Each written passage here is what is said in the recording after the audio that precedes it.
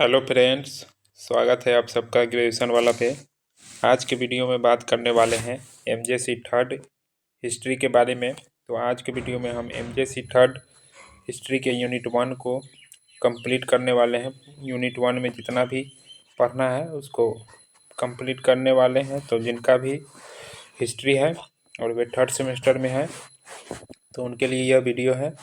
तो जैसा कि पता होगा कि सेमेस्टर थर्ड में 2 मेजर पेपर पढ़ना है, एमजेसी थर्ड और एमजेसी फोर।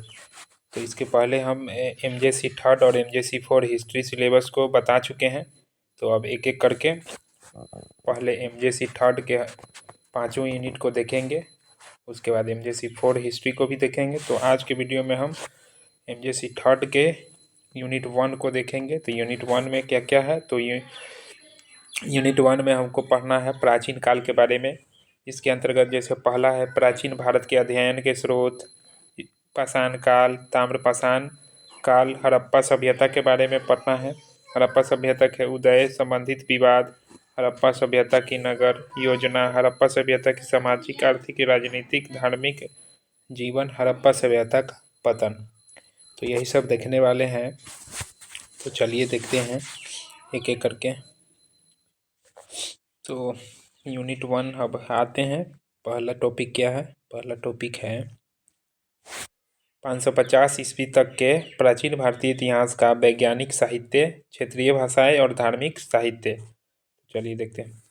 प्राचीन भारतीय इतिहास में यानी कि 550 ईस्वी पूर्व तक का प्राचीन भारतीय इतिहास में वैज्ञानिक साहित्य, क्षेत्रीय भाषाएं और धार्मिक साहित्य का समृद्ध संग्रह था। प्राचीन भारतीय इतिहास में वैज्ञानिक साहित्य, क्षेत्रीय भाषाएं और धार्मिक साहित्य का समृद्ध संग्रह था। यह काल वैदिक, उत्तर वैदिक और यह काल जो है वैदिक काल, उत्तर वैदिक काल और प्रारंभिक बौद्धिक युग के रूप में जाना जाता है। यहाँ उस समय के महत्वपूर्ण साहित्य और भाषाओं का विवरण दिया गया है। तो देखिए, पहला वैज्ञानिक साहित्य। तो वैज्ञानिक साहित्य में वेद और ब्राह्मण साहित्य हो गया। तो वेद और ब्राह्मण साहित्य के अंतर्गत ऋग्वेद, जो कि लगभग 1500 से 1200 ईस्वी पूर्व में आया था। ऋग्वेद सबसे पुराना वैदिक साहित्य है। तो सबसे पुराना वैदिक साहित्य कौन है? ऋग्वेद है, जिसमें प्रारंभिक भारतीय खगोल शास्त्र और गणित के संकेत मिलते हैं। और अथर्ववेद, उसके बाद ऋग्वेद के बाद क्या है? वेद और ब्राह्मण साहित्य। ऋग्वेद के बाद अथर्ववेद, इसमें चिकित्सा, ज्योतिष और विज्ञान से संबंधित सामग्री भी है। कोई किसमें? अथर्ववेद में। शुल्ब सूत्र। तो अब देखते हैं शुल्ब सूत्र क्या है। लगभग 800 से 600 ईस्वी पूर्व, बीसी मतलब क्या होता है? ईस्वी पूर्व। शुल्ब सूत्र वैदिक काल के दौरान विकसित ज्यामिति और गणित के महत्वपूर्ण ग्रंथ हैं। ये यज्ञ वेदियों के निर्माण के लिए ज्यामिति का वर्णन करते हैं। उसके बाद देखिए, अब दूसरा है क्षेत्रीय भाषाएं। वैज्ञानिक साहित्य के बाद क्या है? क्षेत्रीय भाषाएं। क्षेत्रीय भाषाएं में देखते हैं, इस काल में संस्कृत प्रमुख भाषा थी। तो क्षेत्रीय भाषाएं क्या थी?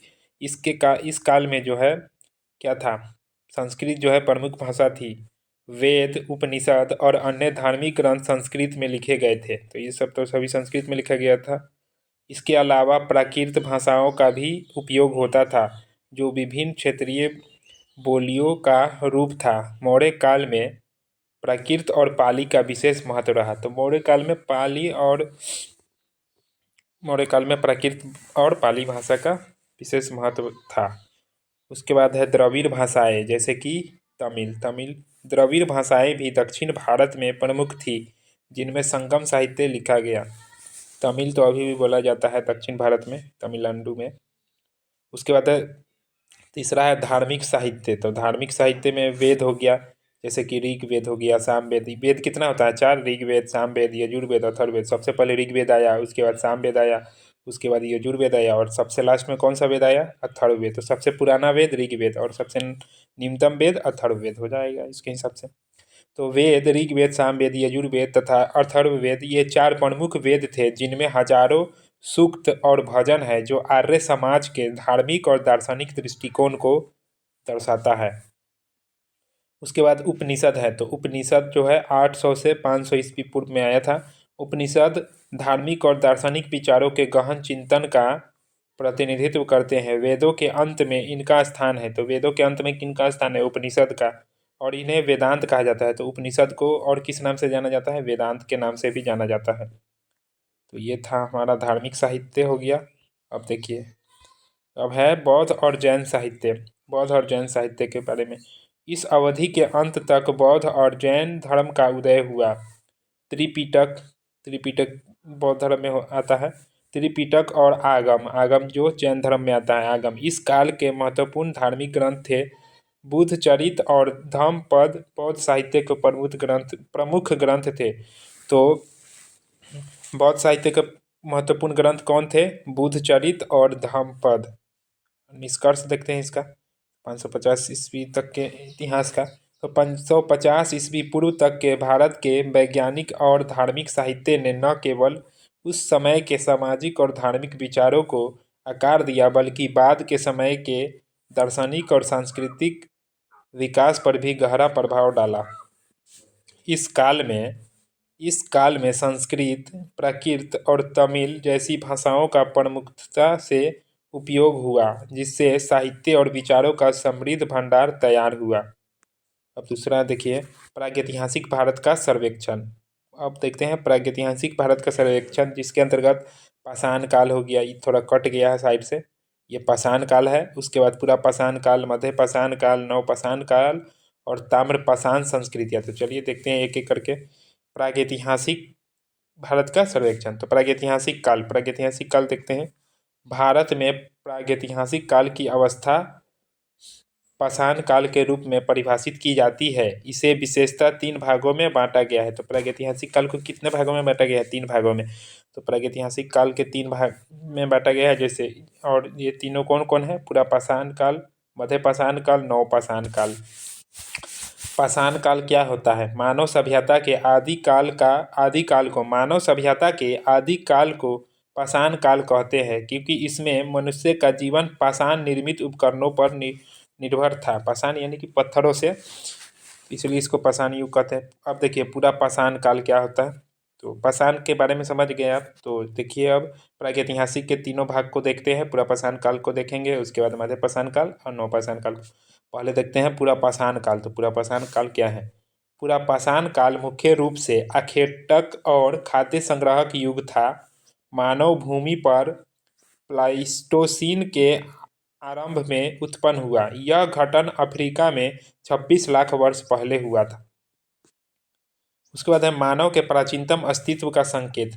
क्या है? मानव के प्राचीनतम अस्तित्व का संकेत द्वितीय हिमावर्तन काल के बनाए जाने वाले संचयों में मिले पत्थर के औजारों से मिलता है, जिसका काल लगभग 25 लाख ईस्वी पूर्व माना गया है।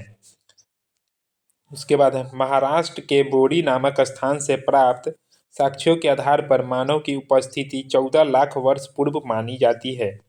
भारत में आदि मानव पत्थर के अनगढ़ और अपरिष्कृत औजारों का प्रयोग करता था। ऐसे औजार सिंधु, गंगा और यमुना के कछारी मैदानों को छोड़कर संपूर्ण देश में पाए गए हैं।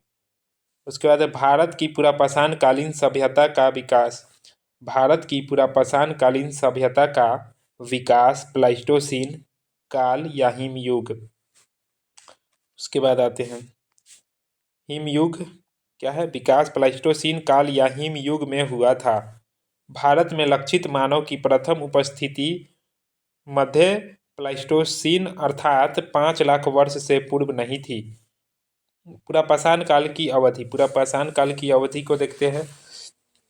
तो इसके निम्न अवधि है। पहला निम्न पुरापाषाण काल की अवधि 5 लाख ईस्वी पूर्व से 50,000 ईस्वी पूर्व के मध्य निर्धारित की गई है।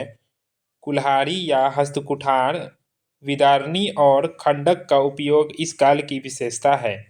निम्न पुरापाषाण काल के स्थल वर्तमान में पाकिस्तान में स्थित पंजाब की सोहन नदी के घाटी में पाए जाते हैं।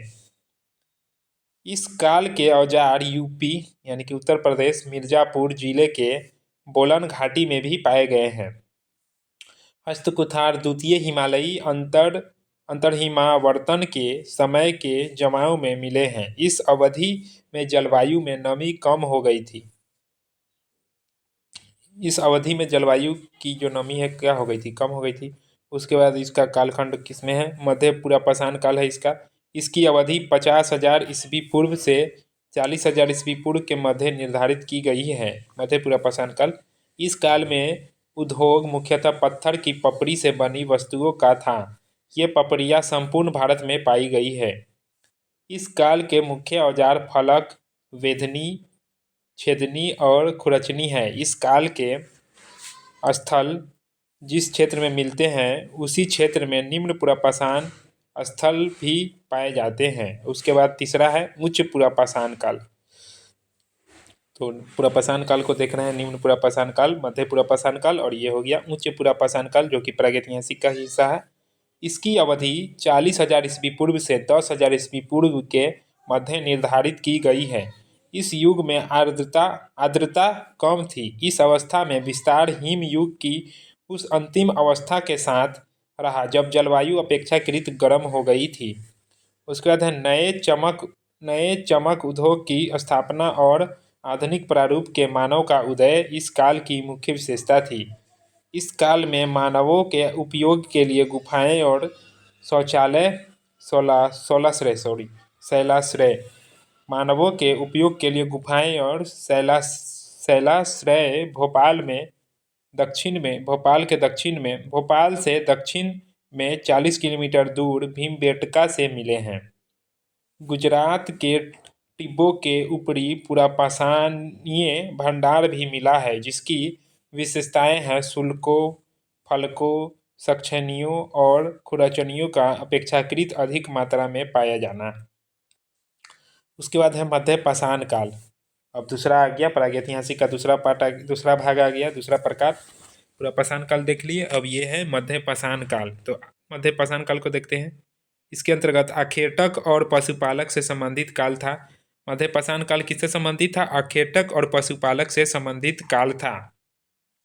प्रस्तर युगीन संस्कृति में 9,000 ईस्वी पूर्व में एक मध्यवर्ती अवस्था आई जो मध्य पाषाण काल कहलाती है। यह पुरापाषाण युग और नवपाषाण युग के मध्य का संक्रमण काल है। यह किसके बीच आता है? यह पुरापाषाण युग और नवपाषाण युग के मध्य का संक्रमण, यानी कि पुरापाषाण का जो अंतिम पार्ट कौन था? नवपाषाण। तो यह पुरापाषाण युग और नवपाषाण यानी कि नवपाषाण युग के मध्य का संक्रमण काल है। उसके बाद आया था मध्य पाषाण काल में लोग शिकार करके क्या है? मध्य पाषाण काल में लोग शिकार करके मछली पकड़कर और खाद्य वस्तुएं एकत्रित करके भोजन की आपूर्ति करते थे। कालांतर में वे पशुपालन भी करने लगे। इस युग में पत्थर के बहुत छोटे औजारों का प्रयोग होता था। उस युग में क्या होता था? इस युग में पत्थर के बहुत छोटे औजारों का प्रयोग होता था। यह काल का स्थल राजस्थान के दक्षिण यूपी, मध्य और पूर्वी भारत में अधिक मात्रा में पाए जाते हैं और दक्षिण भारत में कृष्णा नदी के दक्षिण में पाए जाते हैं। मध्य पाषाण संस्कृति का महत्व 9,000 ईस्वी पूर्व से 4,000 ईस्वी पूर्व तक बना रहा। इसके बाद है राजस्थान की पुरानी नमक झील सांभर के जमावों के अध्ययन से प्रतीत होता है कि 7,000 ईस्वी से 6,000 ईस्वी पूर्व के आसपास पौधे लगाए जाते थे। अब तीसरा है प्रागैतिहासिक का पार्ट, क्या है? नवपाषाण काल। तो नवपाषाण काल देखते हैं। नवपाषाण काल क्या है? विश्व स्तरीय संदर्भ में नवपाषाण काल 900 ईस्वी पूर्व में आरंभ होता है, लेकिन भारतीय उपमहाद्वीप में इसकी अवधि 7,000 ईस्वी पूर्व मानी जाती है। पाकिस्तान के बलूचिस्तान प्रांत में अवस्थित मेहरगढ़ एक नवपाषाणिक स्थल है। क्या है? पाकिस्तान के बलूचिस्तान प्रांत में अवस्थित मेहरगढ़ एक नवपाषाणिक स्थल है। जो कहाँ स्थित है? मेहरगढ़, पाकिस्तान में, पाकिस्तान के बलूचिस्तान में। इस काल के लोग पॉलिशदार पत्थर के औजारों और हथियारों का प्रयोग करते थे। विशेषतः पत्थर की कुल्हाड़ियों का प्रयोग करते थे। किसमें? नवपाषाण काल में। तो यही है। तो उसके बाद देखिए नवपाषाण काल में और भी है। इस काल को विभिन्न बस्तियों और हथियारों के आधार पर 3 क्षेत्रों में बांटा गया है। किसको? नवपाषाण काल को जो है बस्तियों और हथियारों के आधार पर 3 क्षेत्रों में बांटा गया है। प्रथम क्षेत्र हो गया, द्वितीय क्षेत्र हो गया और तृतीय क्षेत्र हो गया। 3 क्षेत्र में बांटा गया। नवपाषाण कालीन आर्थिक एवं सामाजिक स्थिति। तो नवपाषाण काल में आर्थिक और सामाजिक स्थिति कैसी थी देखिए। नवपाषाण युग के निवासी सबसे पुराने कृषक थे। ये पत्थर की कुदालों और लकड़ी की छड़ों से भूमि खोदते थे। लकड़ी की छड़ों से भूमि खोदते थे। मेहरगढ़ में रहने वाले लोग अधिक उन्नत थे। मेहरगढ़ में रहने वाले लोग क्या थे? अधिक उन्नत थे।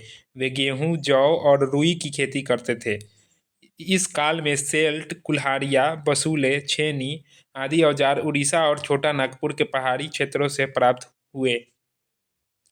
ये पहाड़ियों की ढलानों पर गुफाओं और पहाड़ियों की बनी बड़ी घाटियों में निवास करते थे। ताम्रपाषाण काल। अब देखिए ताम्रपाषाण काल क्या है। तो ताम्रपाषाण काल तकनीकी दृष्टि से ताम्रपाषाण काल हड़प्पा की कांस्य युगीन संस्कृति से पूर्व का है, परंतु कालक्रमानुसार भारत की हड़प्पा की कांस्य संस्कृति पहले आती है और अधिकांश ताम्रपाषाण युगीन संस्कृतियां बाद में आती है। तो चलिए ताम्रपाषाणिक संस्कृतियां देखते हैं। ताम्रपाषाणिक संस्कृतियां, तो भारत की ताम्रपाषाणिक संस्कृतियां, तो भारत की ताम्रपाषाणिक संस्कृतियां देखते हैं क्या क्या है। महाराष्ट्र के अहमदनगर जिले में जोड़वे, नेवासा और दैमाबाद तथा पुणे जिले में चंदौली, सोनगांव, इनाम गांव, प्रकाश और नासिक प्रमुख ताम्रपाषाणिक कालीन स्थल हैं। जोड़वे संस्कृति ने मालवा संस्कृति से बहुत कुछ ग्रहण किया है, किंतु इसमें दक्षिणी नवपाषाण संस्कृति के तत्व भी दिखाई देते हैं। जोड़वे संस्कृति ग्रामीण थी, फिर भी इसकी अनेक बस्तियां जैसे कि दैमाबाद और इनाम गांव नगरीकरण के स्तर तक गई थी। उसके बाद है महाराष्ट्र के जोड़वे और चंदौली में सपाट आयताकार ताम्र कुठार पाए गए हैं तथा चंदौली से तांबे की छेनी प्राप्त हुई है। तांबे की छेनी कहाँ से प्राप्त हुई है? चंदौली से।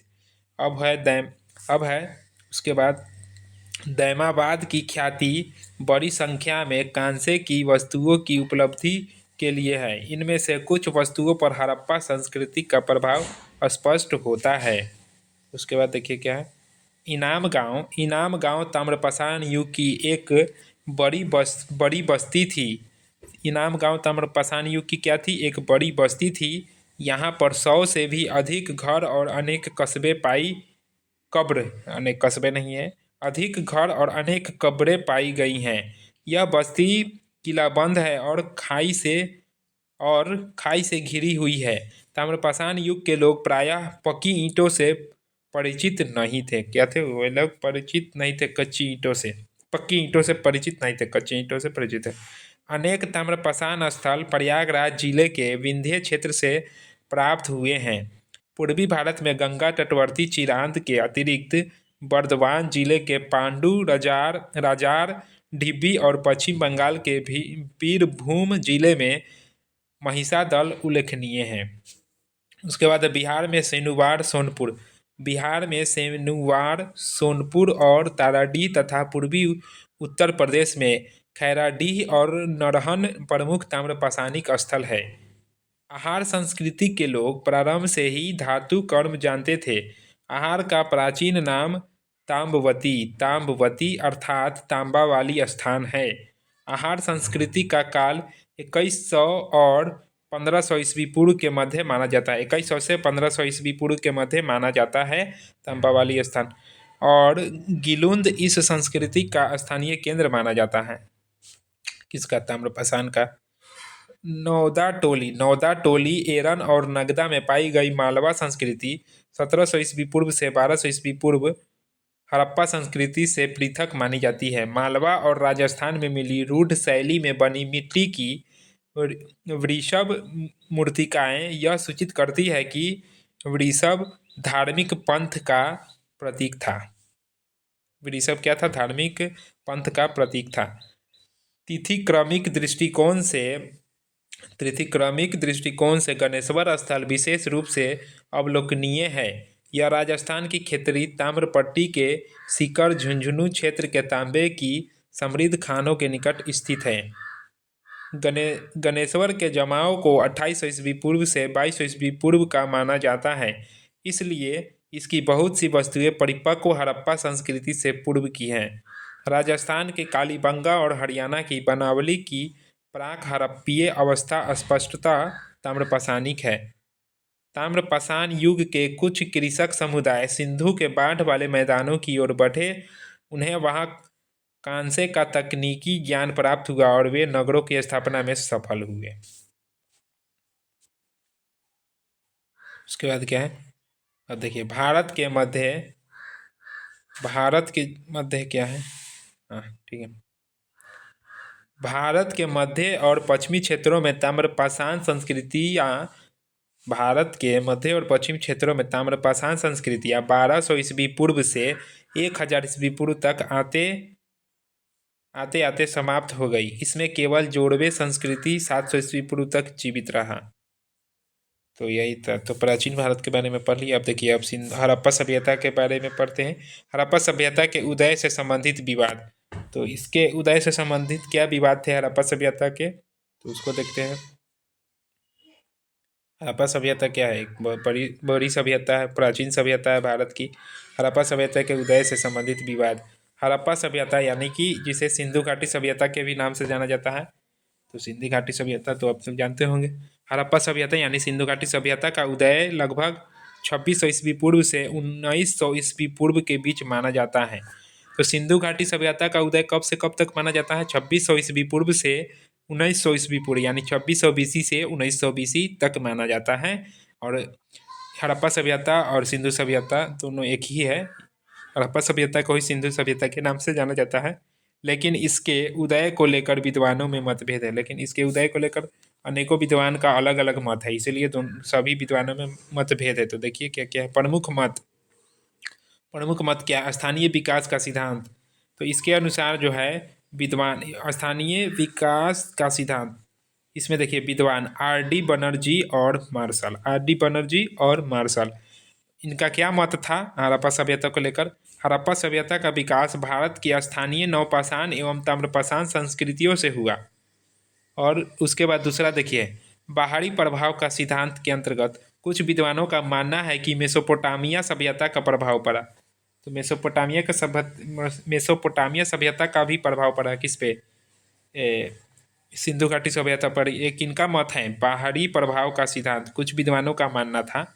उसके बाद संयुक्त सिद्धांत यानी मिक्स थ्योरी को देखें तो इसके अंतर्गत हड़प्पा सभ्यता का विकास स्थानीय परंपराओं बाहरी संपर्क से हुआ। निष्कर्ष अगर देखें तो निष्कर्ष आज अधिकांश इतिहासकार स्थानीय विकास सिद्धांत को ही स्वीकार करते हैं, यानी स्थानीय विकास परंपराओं को ही स्वीकार करते हैं, जो कि संयुक्त सिद्धांत है यानी कि मिक्स्ड है।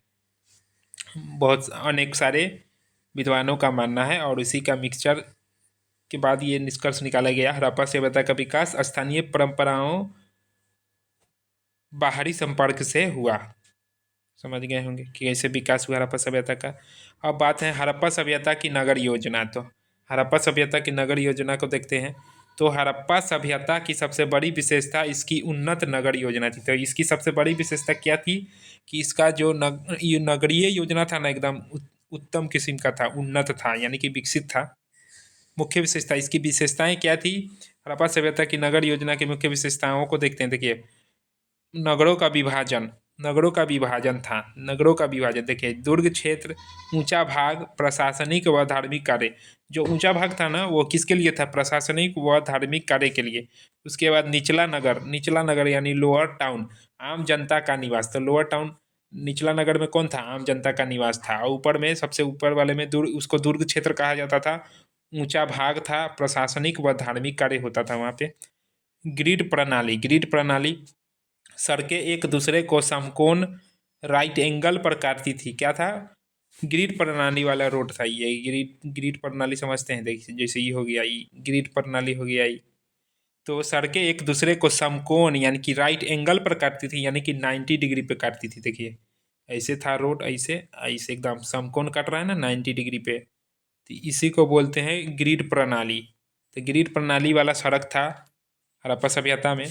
और तीसरा देखें तो ईंटों का प्रयोग, तो मकान बनाने के लिए ईंटों का प्रयोग होता था। पकी हुई ईंटें के द्वारा बनाया जाता था घर को। तो इसका अनुपात क्या था, 1:2:4 के अनुपात में बनता था, ईंटों से मकान बनाया जाता था। उसके बाद जल निकासी व्यवस्था भी अच्छा था। ढकी हुई नालियाँ हर घर से जुड़ी हुई। उसके बाद पांचवा महत्वपूर्ण भवन, महान स्नानगर मोहनजोदड़ो तो इसका प्रसिद्ध नगर था हड़प्पा सभ्यता का। अनाज कोठार, मतलब अनाज को एकत्रित करने के लिए भी कोठार बनाया जाता था, घर बनाया जाता। सभा भवन, सभा करने के लिए भी भवन बनाया गया था, सभा भवन। यह नगर योजना उस समय क्या है, यह नगर योजना उस समय विश्व में अद्वितीय थी। जो उस समय का, जब हड़प्पा सभ्यता यानी कि 1920 2600 ईस्वी पूर्व से 1900 ईस्वी पूर्व तक जो नगरीय योजना सिंधु सभ्यता का था ना, वैसा किसी दूसरे जगह नहीं था, पूरे विश्व में नहीं था। तो यह नगर योजना उस समय विश्व में अद्वितीय थी, मतलब विश्व में उस समय इसके जैसा किसी का नगर योजना नहीं था। तो यह अद्वितीय था विश्व में उस समय के हिसाब से। अब देखिए हड़प्पा सभ्यता का सामाजिक जीवन, हड़प्पा सभ्यता का सामाजिक जीवन क्या था, इसको देखते हैं। समाज की विशेषताएं क्या थी, पहले वर्ग विभाजन। इसके समाज में यह विशेषता थी कि वर्ग विभाजन किया गया था। अमीर गरीब का अंतर, बड़े और छोटे घर, अमीरों के लिए बड़े घर और गरीबों के लिए छोटे घर। उसके बाद परिवार व्यवस्था, संयुक्त परिवार की संभावना, उस समय संयुक्त परिवार होते थे, संयुक्त परिवार की संभावना इसकी विशेषता थी। वेशभूषा की बात करें तो सूती कपड़े, पुरुष धोती पहनते थे, महिलाएं आभूषण पहनती थी। उसके बाद आभूषण का बात करें, सोना चांदी तांबा मनके सीप आदि आभूषण प्रमुख आभूषण थे उस समाज के, हड़प्पा सभ्यता समाज के।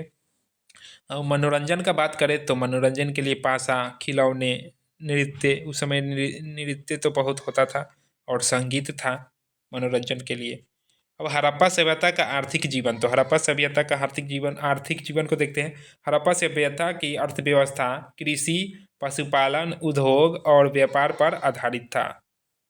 किस पे आधारित था, कृषि, पशुपालन, उद्योग और व्यापार पर आधारित था। कृषि की बात करें तो कृषि में गेहूं, जौ, चावल, कपास। सिंचाई की व्यवस्था थी, सिंचाई की भी अच्छी व्यवस्था थी। उसके बाद है पशुपालन, क्या है पशुपालन, तो पशुपालन में गाय हो गया, बैल हो गया, भैंस हो गया, बकरी हो गया, भेड़ हो गया। अब उद्योग का बात करें तो उद्योग में मनका उद्योग हो गया, मृद भांड हो गया। मृद भांड का मतलब क्या था, मिट्टी का बर्तन, कांसे निर्माण। उसके बाद देखिए व्यापार का बात करें तो आंतरिक एवं विदेशी व्यापार, मेसोपोटामिया से व्यापार। हाँ, वहाँ उस समय तो सबसे ज़्यादा किससे होता था व्यापार, मेसोपोटामिया से व्यापार होता था, जिसे मेलहुआ भी कहा जाता है। उसके बाद हड़प्पा सभ्यता का राजनीतिक जीवन, हड़प्पा सभ्यता का राजनीतिक जीवन क्या था, तो हड़प्पा सभ्यता के राजनीतिक ढांचे पर भी मतभेद है, इस पर भी मतभेद है। तो प्रमुख विशेषताएं, सुदृढ़ प्रशासन, क्या था, सुदृढ़ प्रशासन था। नगर योजना में एक रूपता थी, नगर योजना में क्या था, एक रूपता थी, सभी एक जैसे रहते थे। राजतंत्र या गणतंत्र, अब बात है कि राजतंत्र था समाज की गणतंत्र था। कोई राजमहल नहीं मिला वहाँ से। विद्वानों के अनुसार पुरोहित वर्ग या व्यापारिक वर्ग शासन करता था। विद्वानों के अनुसार यह माना जाता है कि उस समाज में पुरोहित वर्ग या व्यापारिक वर्ग शासन करता था, लेकिन इसका कोई साक्ष्य नहीं मिला है, ये अनुमान के तौर पर बताया गया है। अब है कानून व्यवस्था, तो सम्मान मापतौल प्रणाली। कानून व्यवस्था में क्या था, सम्मान मापतौल प्रणाली था। स्पष्ट राजा का प्रमाण नहीं मिलता है, तो स्पष्ट राजा का प्रमाण अब नहीं मिलता है, इसके राजा के साक्ष्य नहीं मिलता है कानून व्यवस्था में कि राजा ही चलाता था। हड़प्पा सभ्यता का धार्मिक जीवन, अब हड़प्पा सभ्यता का धार्मिक जीवन क्या है, तो धार्मिक विश्वास देखिए, मातृ देवी की पूजा, उस समय मातृ देवी की पूजा होती थी, उर्वरता, और उनके देवी कौन थी, उर्वरता की देवी मातृ देवी की पूजा की जाती थी, उर्वरता की देवी की। पशुपति महादेव शिव का प्रारंभिक रूप माना जाता है, तो शिव का प्रारंभिक रूप वे लोग किनको मानते थे, पशुपति महादेव को, तो शिव का प्रारंभिक रूप माना जाता है। वृक्ष एवं पशु पूजा, उस समय वृक्षों की पूजा होती थी और पशु को भी पूजा होती थी। जैसे वृक्ष में पीपल का पूजा किया जाता था, तो पीपल का पूजा तो आज भी किया जाता है। ये उसी समय से चलता आ रहा है। और बैल का भी पूजा किया जाता है, जानवर में बैल का पूजा किया जाता था। अब देखिए, अब क्या है, यज्ञ या मंदिर का अभाव। 4 नंबर में यज्ञ या मंदिर का अभाव, बड़े मंदिर नहीं मिले। इसमें जो है यज्ञ और मंदिर का अभाव था। इस सभ्यता में ना बड़ा मंदिर नहीं मिला है। ताबीज और मुहरे, ताबीज और मुहर की बात करें तो धार्मिक विश्वास से जुड़े। इसमें जो ताबीज और मुहरे मिले हैं वे धार्मिक विश्वास से जुड़े थे।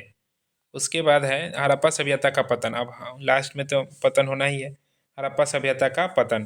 तो हड़प्पा सभ्यता का पतन लगभग 1900 ईस्वी के बाद हुआ।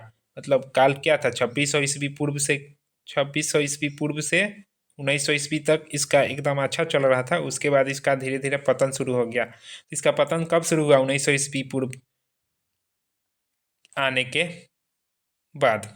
पतन के कारण, इसके पतन के क्या कारण है, जलवायु परिवर्तन, वर्षा में कमी होने लगा, सूखा पड़ने लगा, नदियों का मार्ग परिवर्तन, सरस्वती नदी का सूखना, वर्षा नहीं होगा तो सूखेगा ही, बाढ़ बाढ़ की बाढ़ से नगर नष्ट, बाढ़ आने के कारण धीरे धीरे सभी नगर नष्ट होने लगे। आर्थिक पतन, व्यापार का पतन होने लगा, जिस आर्थिक पतन हुआ। आर्यों का आक्रमण, हाँ, और सबसे बड़ा कारण था आर्यों का आक्रमण, अब कम स्वीकार्य। आर्यों का आक्रमण सबसे बड़ा कारण है सिंधु घाटी के पतन का। पतन अचानक नहीं बल्कि क्रमिक था। किसी भी नगर या किसी भी सभ्यता का पतन एकाएक तो नहीं ही होता है, धीरे धीरे वह पतन की ओर बढ़ता है और लास्ट में वो पूरा खत्म हो जाता है। तो यही था यूनिट 1, प्राचीन भारत के इतिहास के बारे में पढ़ना था। आप लोग समझ गए होंगे। और सिंधु घाटी सभ्यता यानी कि सिंधु घाटी सभ्यता को पढ़ना था। यही था। अब अगले वीडियो में यूनिट 2 को पढ़ेंगे। तब तक के लिए धन्यवाद।